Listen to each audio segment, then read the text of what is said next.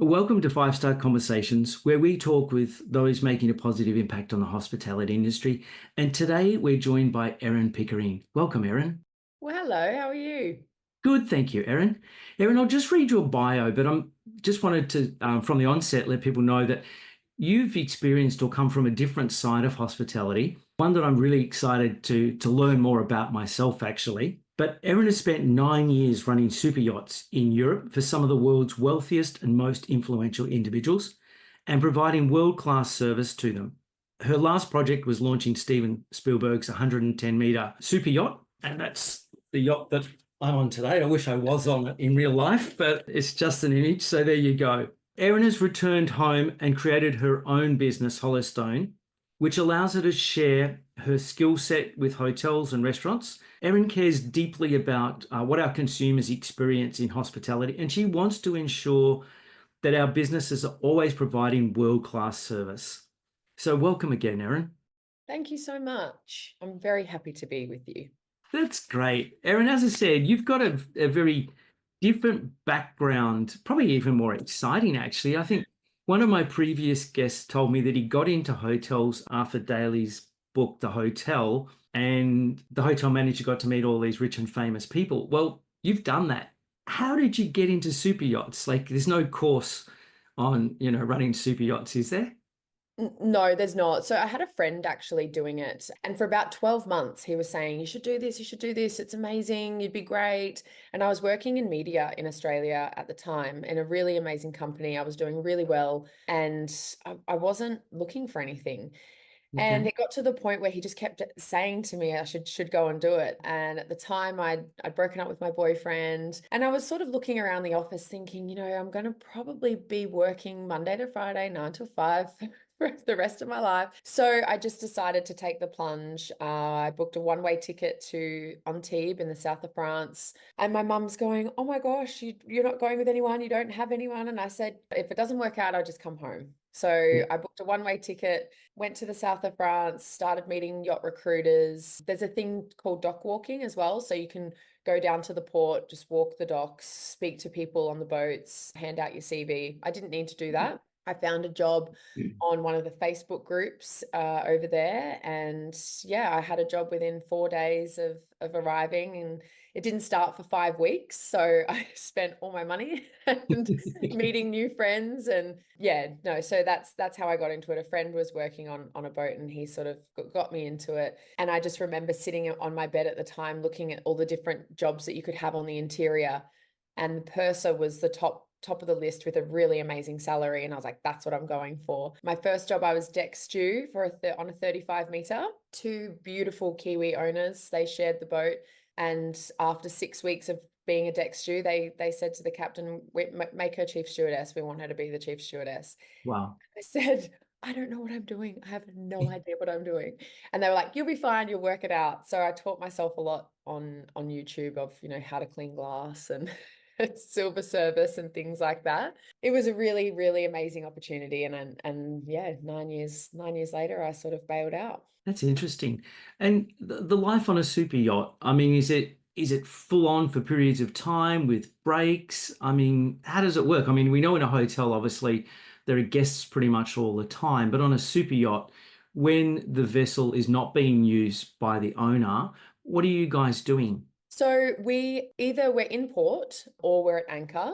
If we're at anchor, then a lot of the deck crew will have to be on shifts because they usually have someone monitoring the bridge all through the night, making sure that they don't, drag anchor and things like that.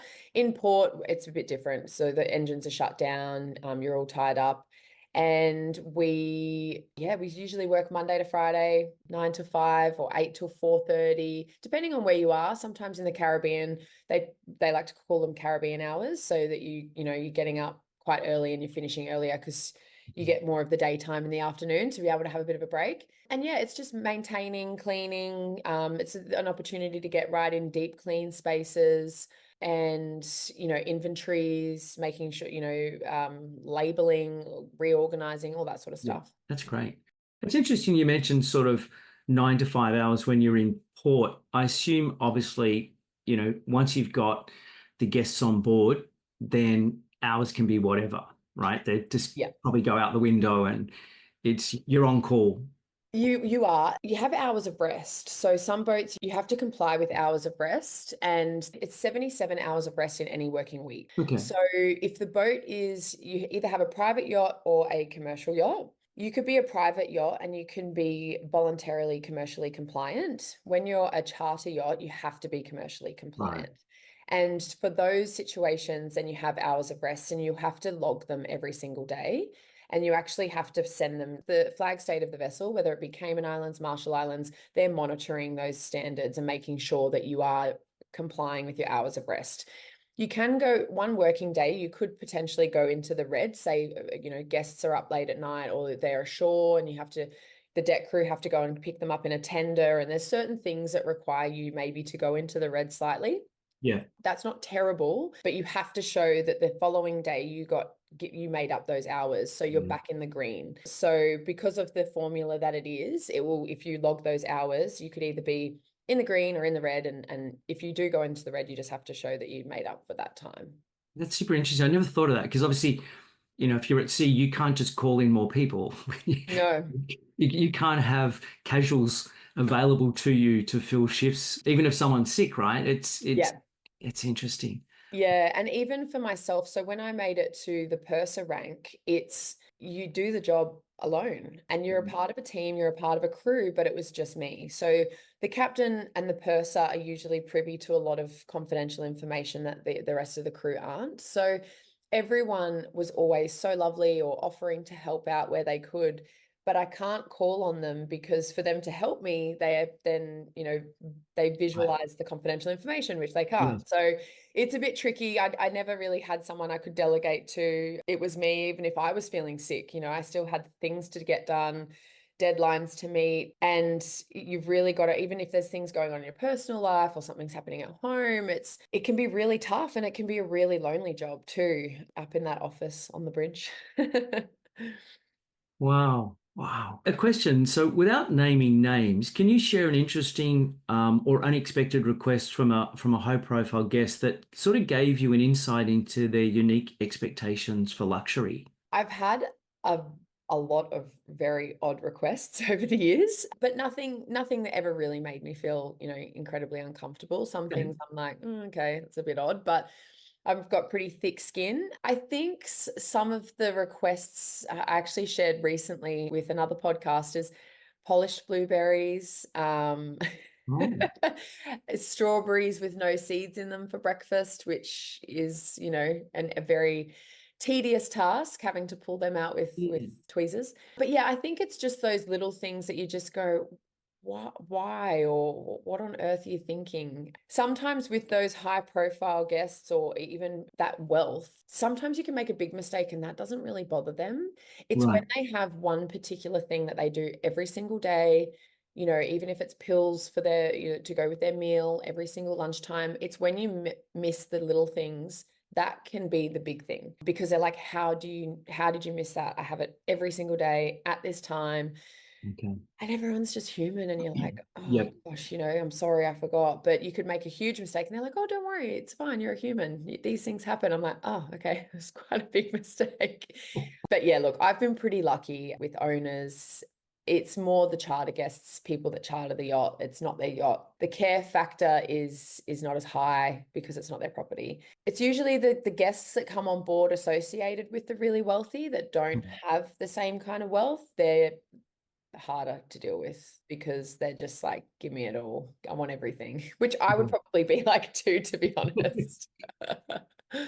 So, how do you keep your composure then when if you're dealing with like obviously a celebrity or a demanding guest of a celebrity who that they don't have the same wealth, but as you said, their expectations of you are probably even more demanding. Yeah, I mean, look, for me, I just keep tapping into it's my job. I'm here to do a job. I'm paid to do this job. If there was ever anything that really went against my moral compass, then you just leave. I used to have stewardesses.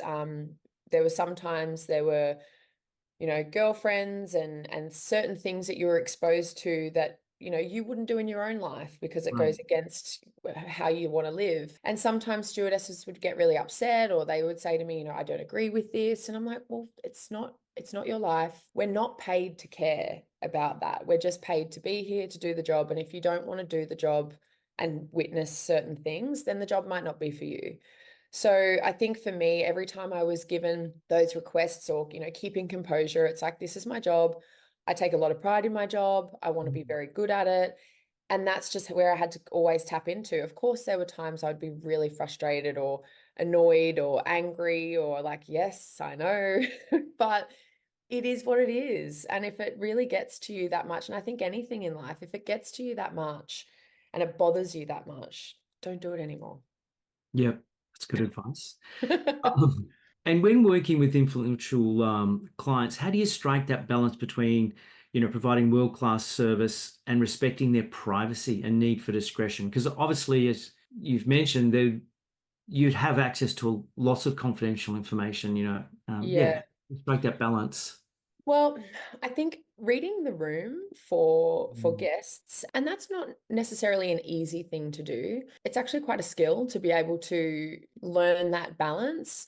I think it sort of, I revert back to even as a child, sometimes my father would say, kids are meant to be seen and not heard and speak when spoken to. And Yep. so, and it's kind of like that. You allow them to drive that relationship, and sometimes you'll have guests that one day they want to act like your best friend and the next day they don't want anything to do with you. And you've just got to ride that roller coaster, let them drive. If they ask you a question, answer the question, but try not to get too talkative, just in case, because a lot of the times they act like they want you to go talk and talk and talk, and then they just walk off and you're like, oh, okay, I don't know if I said something. Or so it's being able to read the room. Eye contact is a big one. It's, whether or not they're kind of looking at you, or if you're in the space and about to serve and they're not looking at you, they don't really want to engage. And confidentiality, yeah, I mean, look, we sign NDAs left, right, and center. And Of course. I worked for some beautiful people that I would mention their names because they were so amazing to work for.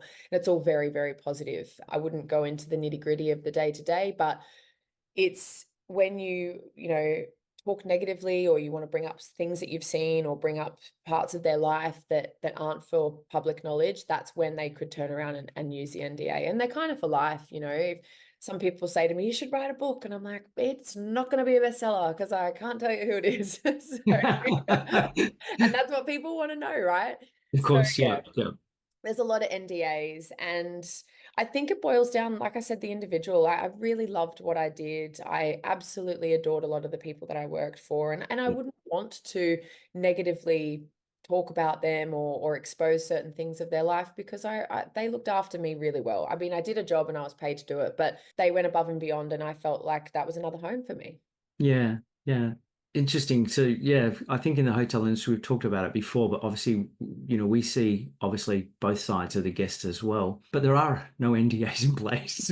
I don't think anyway. I've never signed one, but I'm not sure the book would be that interesting. You're right.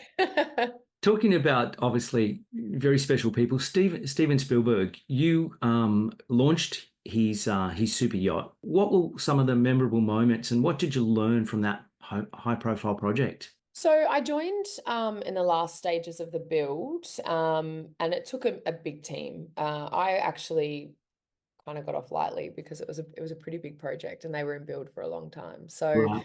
massive credit to the whole crew that were there before me, and I just sort of came in towards the tail end and assisted in that sort of launch from the yard. So when you build a boat, you have to export that yacht. So we had to export out of the EU, and then temporary import back into the EU. And then obviously everything on board. So you've got fixtures and fittings and things that are, a part of the yacht. And then you've got all of the other things that you could pick up and take off the yacht. So Yeah. Yeah. we had to have a really detailed list of what was on the boat, how much it cost, because if you're exporting it out of the EU, a lot of it can be VAT free, tax, GST, same sort of thing. So yeah, it's a really, really intricate process, and I did not do it alone. I had a lot of help and a lot of guidance because it's a really big job, and it takes a lot. the family office of the owners, the family lawyers, the captains, pursers before me, and then joining. It was a real team effort to get that done. But I think also too, there's some things in the build that were a bit of a struggle. The boat can actually sleep a lot more guests than it can hold crew at one time. So Oh, that's a okay. bit of a struggle. And those sorts of decisions, unfortunately, were made by a prior management company, and the captains should have been involved earlier on in the piece, because the captains have worked for the family for a long time, and they really care about, they're there for the client, and they would have probably done things a little bit differently to Mm. best serve the family. So I think a few things could have been done a bit better, but the most memorable for me is just working with a great team, working with a wonderful family, a beautiful, beautiful, generous family. By far the best owner that I had. I mean, I was really lucky. I had great owners, but just lovely, polite, generous, kind, and they attract all of those beautiful traits in their family and friends. So it was always a delight to have any of their friends and family on board. Wow. So the yacht is built in the EU, but you need to take it out for tax reasons and then bring it back? Yeah, so if you don't want to pay VAT on a lot of the items, you Okay, have to right. export it, and Yep. then you can temporarily import it back to then start cruising. So the boat was built in Alblasserdam in Germany, and it's at the Ocean Co. So it's an Ocean Co boat. So at the Ocean Co factory there, and we went out to Southampton in the UK and took a photo of our ectus and our coordinates. Yes, we're here. We're out of the EU, and then we went back. So There you go. That's yeah. interesting. Has there ever been a request that seemed impossible from a guest? Yes, quite a few. Once I was asked to take the sun away. Okay. Yep. Um, I had Just turn it down a little just turn bit. it down, take it away. I had a guest up on the sun deck and in the sun, Yep. and it was too hot. So he Okay. said to me, "Take the sun away."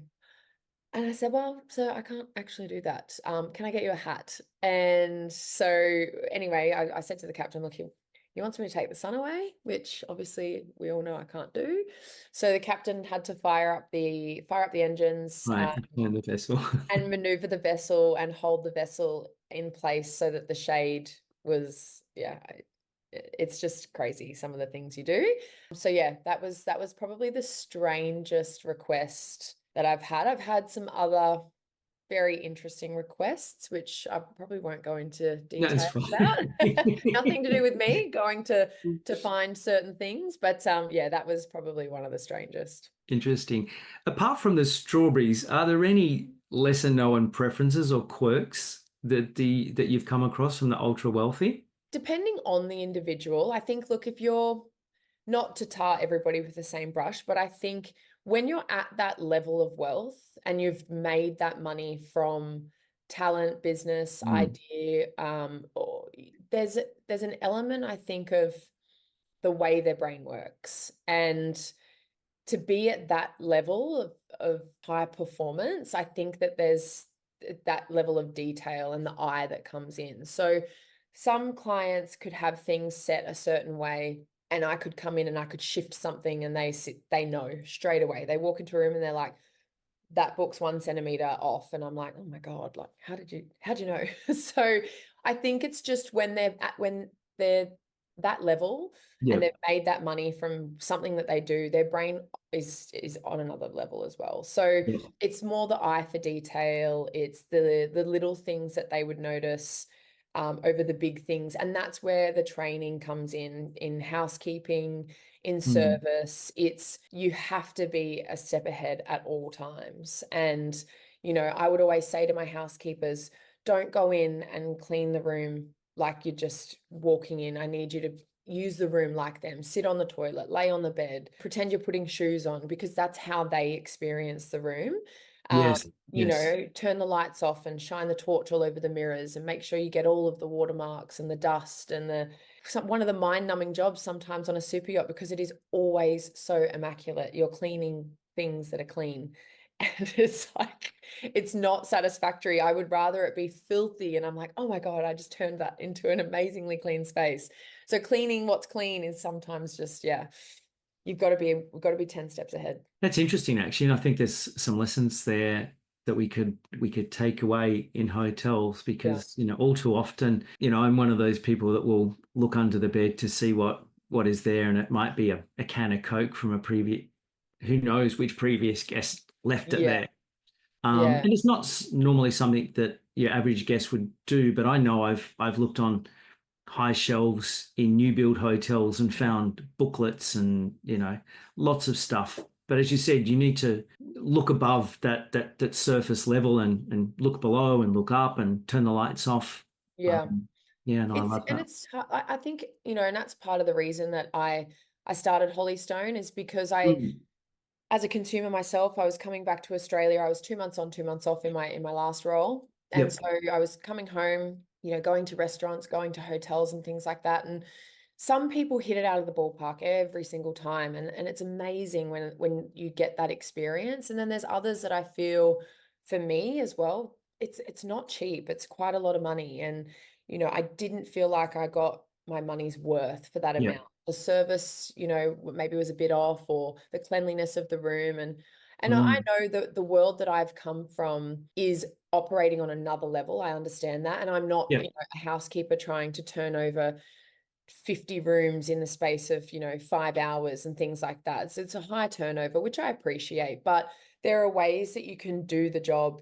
I don't like saying cutting corners, but addressing certain areas that aren't so obvious, and leaving areas that they would go unnoticed to be able yep, to provide that level. So for me, it was, starting a company where we specialize in consumer experience. We look at the team, we make sure they're a high performing team. We look at the structure, standard operating procedures, because it feels so good as a consumer to walk out of somewhere and have had the best experience or the best treatment. And things can go wrong. Things do go yep, wrong. That's life. But it's not about how you fall, it's about how you rise and make it right. So that's a huge thing for me. And I've had that on yachts with guests.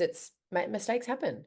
But yep. how you make up for the mistake is going to go a lot further than the actual mistake itself. And they probably won't even remember the mistake.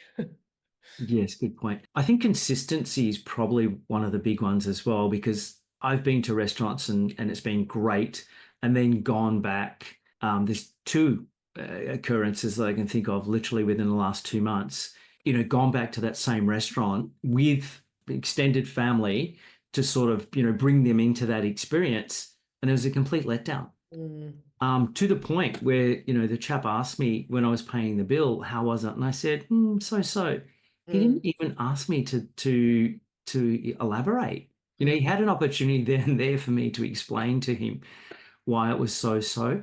And I think to your point, to be honest, a lot of it was around standard operating procedures. You could see that they had a relatively new team there, but that Mm. team had no guidance. So they Yeah. were just sort of wandering around aimlessly, which to Yeah. me, coming from the hospitality background, I was frustrating. I felt like getting up and shaking one of the waiters. It's like, Yeah. seriously, dude, you have just literally walked past people putting their hand up, to be served. Yeah. You might not, you may not be skilled enough to handle the request, but at least you can take it and you can ask somebody what to do. He was just, I think he felt bad because he didn't know what to do. So he was pretty much ignoring the And customer, you which is not great, right? It's not great, and you've got to have the team educated, and you've really Hmm. got to make sure, because it's frustrating for them, like you say. Hmm. No one likes to be, in the dark or in a situation that they don't understand or they don't know. And I think for me, one of the big things is when it's a new establishment, and I always say to the team, if you're going to do that when you start, can you do that at full capacity? If you can do it with 6 guests in the restaurant, can you do Hmm. it with 150? Because if you can't do it at 150, don't do it at all. Because if I come in here and I dine and there's not many people and I get all this incredible service and the chef comes out and talks to me and I'm like, oh my God, I feel like a rock star. And then I come back and you're full and I don't get any of that treatment. I'm like, oh, well, you don't care about me today. So Yep. whatever you're going to do, if it's going to be a standard operating procedure, if you can do it for 5 people and you can do it for 150 people, great, implement it. Yes. It's like you say, consistency is so important. And Mm. I recently went to a new restaurant opening, amazing restaurant, great operators. They've got another location here that I love, on the Gold Coast. And I sit down and, oh, hi guys, welcome. Just so you know, you've got your table till 7:30. Yes, thank you. Yep, no problem. And that's fine. I get that. 5 times someone came back, 5 different people came back to repeat this, and it got to the point where I was so annoyed. I understand that I have this table until 7:30. Please stop telling me. And then I just left with a really sour taste in my mouth. And Yeah. it should be the maitre d's job to let people know about their booking, and then no one else needs to mention it. But that comes from the top, right? They're being Mm. told, make sure people know, make sure people got to get those tables turned over. We've got to get people in. And I get it, you're new. Everyone wants a slice of the pie. But it is so frustrating because it makes you feel like they don't want you there and they don't Yes. care about your experience because they just need the next people to come in and they need the next people to come in. And it's so frustrating. So it's those sorts of things that, and it's not necessarily, like I said, not necessarily the waitress's fault. It's other people in their face telling them, make sure they know, make sure they know. So yeah, it's consistency and the way that standard operating procedures are put in place. Yeah, that's a really good point. Obviously, you can reading between the lines, you can see that they have a real issue when it gets to 7:30 and they have to mention to guests and guests get a little bit upset. So they're telling them constantly, but Mm. that goes the other way. As you said, you don't feel loved. It's like, No. hurry up, finish your meal because, Yeah. I hadn't even getting had close. mains hadn't even come out, and they're like, "You've got to leave at 7:30." And I'm like, "I know. I haven't even Give eaten us our food. my food." Yeah, no, that's right. And having a standard operating procedure, as I said, the maitre d lets you know when you're seated, Yeah. and politely, and Yeah. because I'm sure also the delivery of that message varied across the different staff, Mm. and they probably weren't even comfortable delivering it, to be honest. Yeah. So, yeah, that's a really good point. What's something that people wouldn't expect about working on a world-class super yacht? Like any behind the scenes challenges that would surprise us? One of the biggest things that's contributed to my skill set is the management of crew Mm. 24/7. There's a lot of things that happen behind the scenes and a lot of hard work. Like it's a really, people pour their heart and soul into the job, and you've got people that go above and beyond all the time. Chefs, they cook our lunch and dinner every day, but sometimes they'll do certain things on the weekend. They'll do barbecues, they'll cook, treats, or everyone has something that they do that will make the crew happier, and it's above and beyond their normal job description. But people don't get to get in their car and go home at 5 Yeah, o'clock that's and right. Mm. leave the office. I've had people have an argument, or they're upset with one another, and then they've got to go and then they sit opposite each other at the dinner table, and then Yep. they're opposite each other at the breakfast table the next Yep. morning. So Yep. you can't just go, oh, I'm gonna get out of here, I need a break. It's you If we're on the dock and there's no guests, you of course you can, put your shoes on and go for a stroll. But if we're at anchor and we've got guests on, those things don't matter.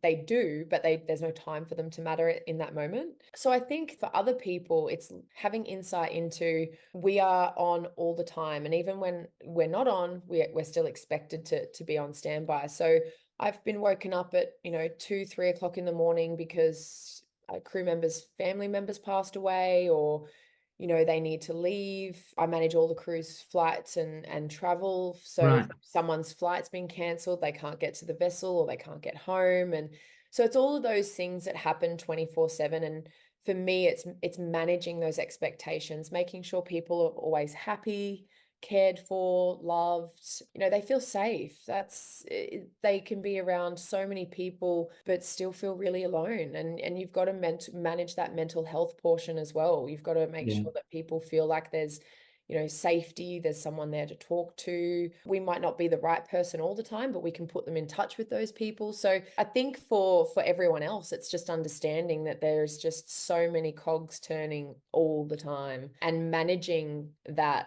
to have this harmonious, high performing team is a really, really big job. Yeah, yeah, that's true. Yeah. Just thinking about it. Yeah. Always on.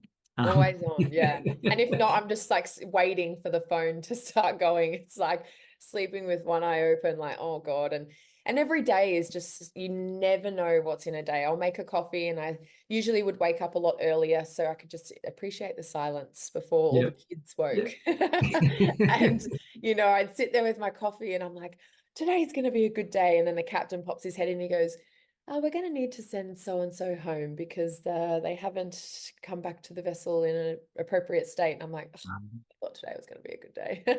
So No. yeah, you just never know. And having that composure, and it's just another day in the job. And, I just at the end of the day wanted everyone to be happy and care about where they were.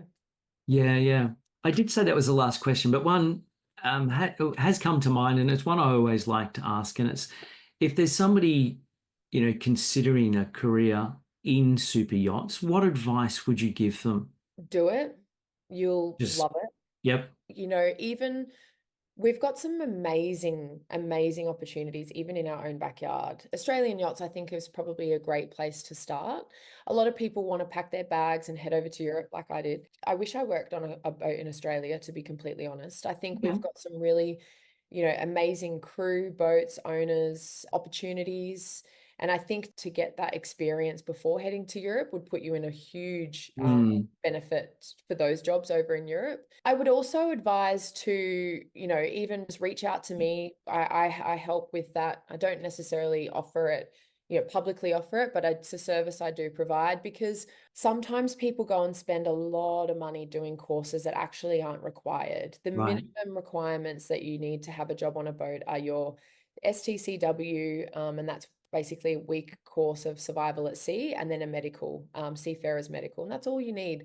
Other people, I've had CVs before of young stewardesses that have got all these VHF courses and, they're powerboat level 2. And I'm like, do you want to drive a boat? And they're like, no. And I'm like, well, then why did you do that? So I don't like it when I see that people have gone and spent their hard-earned money on things that they don't really need. Not right Yeah. there, not right, in the beginning.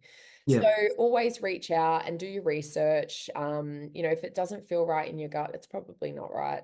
That's Mm, that's a big thing. But it's an amazing, amazing adventure. And I thought I was going to learn a lot more about the world and other people, and I learned way more about myself. So it was a really wonderful experience and eye-opening and a lot of growth. I love that. That you learnt more about yourself than the world. That's a sign of a good job, I think. Yeah, absolutely. I love that. Erin, thank you so much for your time today. It's been fantastic chatting with you, learning about the world of super yachts. It's certainly opened my eyes. Thanks so much for having me. It's been wonderful. Thanks, Erin.